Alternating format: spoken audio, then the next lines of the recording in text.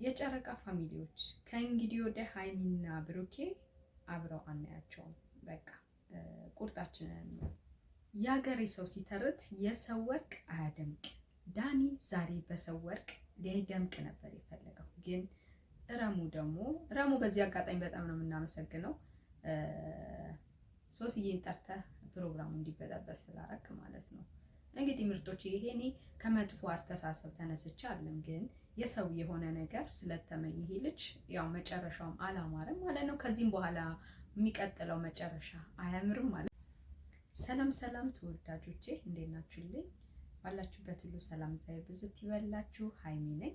ዛሬም እንግዲህ የብሩኬና የሃይሚ ነገር በጣም እያሳዘነን እያስከፋን ለዚህ ሰዓት ደርሰናል። ይህ መከፋት ደግሞ ለጨረቃ ፋሚሊዎች ለሆናችሁ እጅጉን በጣም አሳዛኝ ያልጠበቅነው ነገር ነው የሆነብን። ያው የሃይሚና የብሩኬ ነገር ስለሚያስጨንቀን የእነሱ መፋቀር ለእኛ በጣም ደስታ ስለሆነ ነው የሁሉ ነገር በእኛ ላይ ሀዘን የተከሰተው። እንግዲህ ያልጠበቅነው ነገር ሆኖብናል። ግን ደግሞ አንድ ነገር ልላችሁ የምችለው ከወዲሁ ምንጊዜም ፈተና የበዛበት ነገር መልካም ነው። በእውነት ነው የምላችሁ፣ መጨረሻው ያማረ ነው የሚሆነው። ሃይሚና ብሩኬ ላይ የሚታየው ነገር ይሄ ፈተና የበዛበት ነገር መጨረሻው ያማረ ደስ የሚል እንደሚሆን እርግጠኛ ነኝ። እኔ ምንጊዜም ልላችሁ የምችለው ብሩኬ የሃይሚ ነው፣ ሃይሚ የብሩኬ ናት። ማንም ሰው ሊለያያቸው አይችልም። በቃ ፈጣሪ አንድ አድርጓቸዋል። ፈተና ቢበዛባቸውም የሆነ ቀን ግን እውነቱ ታውቆ እኛ ባልጠበቅነው መልኩ እነሱ ፍቅራቸውን አንድ ላይ ይጀምራሉ ብዬ ተስፋ አለኝ። ተስፋ በማናይበት መልኩ አሁን ላይ ተስፋ ባይኖረንም ግን ደግሞ ተስፋን ያረገ የታመነ ነው የሚለውን አምነን እንግዲህ እኛም መልካም ምኞታችንን መልካም ሀሳባችንን እንመኛለን። ያው ከመፍረድ ሃይሚ ላይም ከመፍረድ ብሩኬ ላይም ከመፍረድ መልካም ምኞት መመኘት ብቻ ነው። በቃ ወደ እነሱን ወደ ልቦናቸው እንዲመልሳቸው፣ ሃይሚንም ወደ በፊቱ ማንነቷ እንዲመልሳት፣ ብሩኬንም ደግሞ ወደ ነበረበት የፍቅር ማንነት እንዲመልሰው በእንትን መለመን ነው እንጂ መጥፎ ነገር መናገር የለብንም ብዬ አስባለሁ። እኔ ሃይሚ ላይ ሳይከፋኝ ቀርቶ አይደለም፣ ሃይሚ በምታረገው ነገር ሳይከፋኝ ቀርቶ አይደለም። በጣም ነው የከፋኝ። በጣም ከጠበቅኩት በላይ ነው ሃይሚ በምታረጋቸው ነገሮች የከፋኝ። ያው እኔም ሃይሚ ነው ስሜ፣ ሞክሼ አስከፍታኛለች በእውነት። እኔ ከሷ ይሄንን ነገር አልጠበቅኩም ነበረ። ግን ያው አንዳንዴ ምንድን ነው መሰላችሁ፣ ምከረው እምቢ ካለ መከራ ይምከረው የሚባል አነጋገር አለ እና እኛ ሁላችንም ዩቲዩበሮች የጨረቃ ፋሚሊ የሆኑ ቤተሰቦች ሃይሚን መክረናታል። እንዲያርጊ በሴትነት በእህትነት መክረናታል።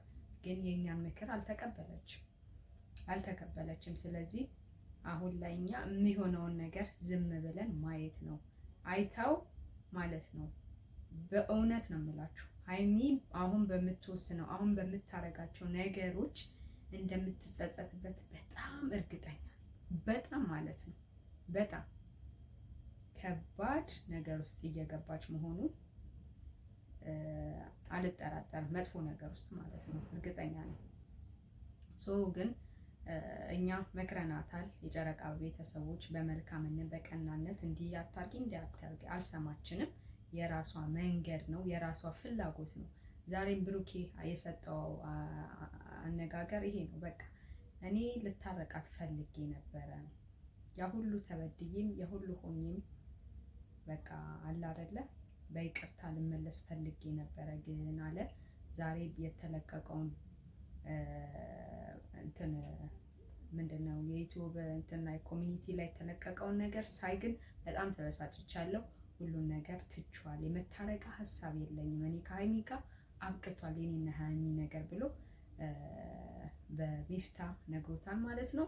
እንግዲህ እኔም በሱ ቦታ ብሆን በብሩኬ ቦታ ብሆን ያንን ነው ልል የምችለው። ምክንያቱም ከዛ በፊትም ዳኒ ለሃይሚ ያለውን ሀሳብ ብሩኬ እየነገራት ነበረ። ሃይሚ አሁን በስተመጨረሻ በፊት ባትረዳም በስተመጨረሻ ግን ዳኒ ምን አይነት ሀሳብ ለሷ እንዳላት አውቃለች። ይቺ ልጅ ግን ደጋግማ እየሄደች ነው እሱ ጋር ማለት ነው። ለምን እሱን ማግኘት እንደፈለገች ባናውቅም እንደዛ እያልኳት ራሱ እኔ በይቅርታ ልመለስ ነበረ።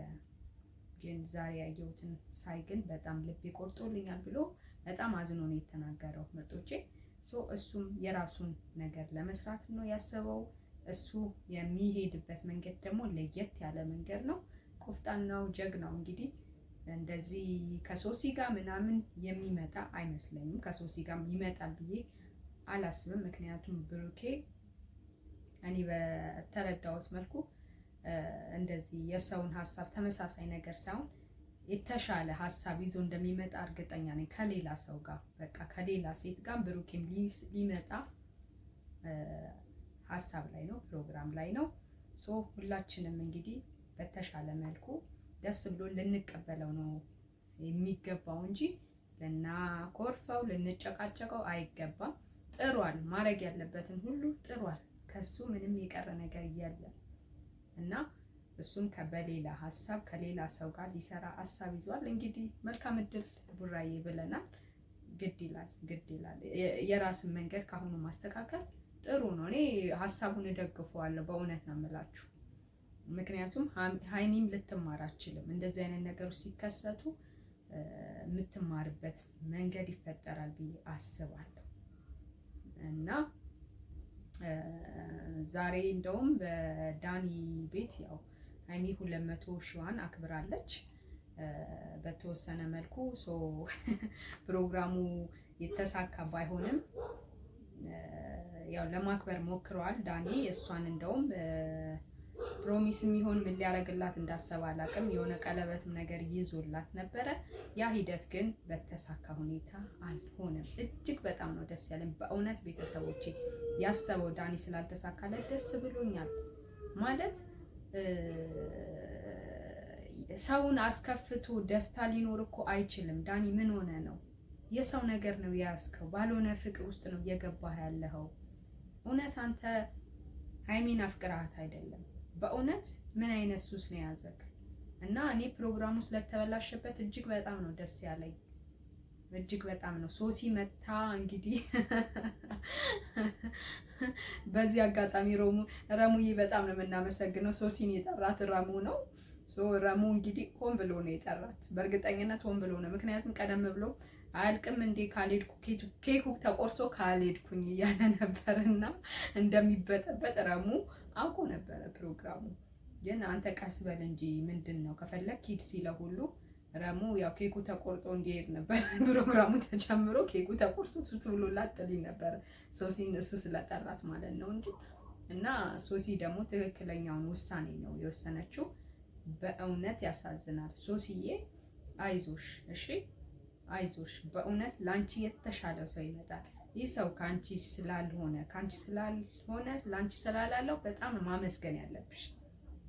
ምክንያቱም ብዙ ሰው ላይፍ ውስጥ ዳር ውስጥ ገብቶ ከመጨቃጨቅ ላይፉ እድሜ ልኩን ከሚበታተንበት እድሜ ልኩ እያለ ከሚኖር በዚህ መልኩ የሰው ማንነት ሳትገቡበት ማወቅ መታደል ነው። ሶስዬ እድለኛ ነሽ። ምንም ሊመስልሽ አይገባም። እና ይህ ሰው ላንቺ ስለማይመጥንሽ ነው።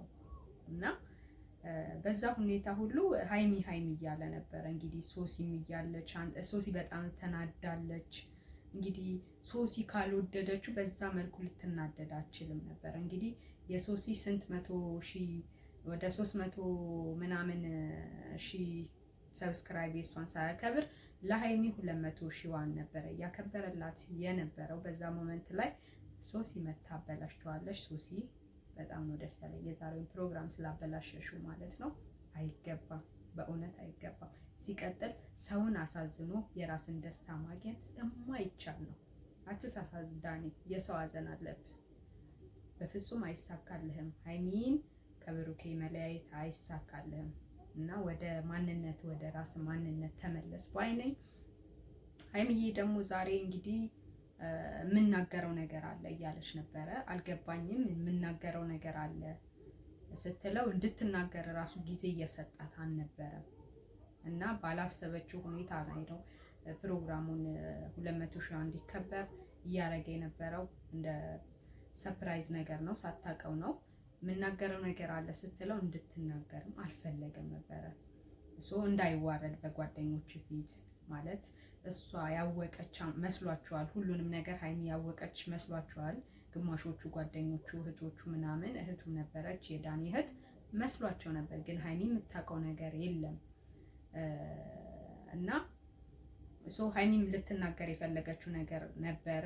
አሁን ለሀይሚ ላይም እንግዲህ ምን መናገር እንደፈለገች ባናውቅም እኔ በበኩሌ ግን እዛ ፕሮግራም ላይ መገኘት የለባትም። ፕሮግራም መሆኑን እንኳን አላወቅኩም ብትል ራሱ ዳኒ ሲጠራት መሄድ የለባትም ባይነኝ።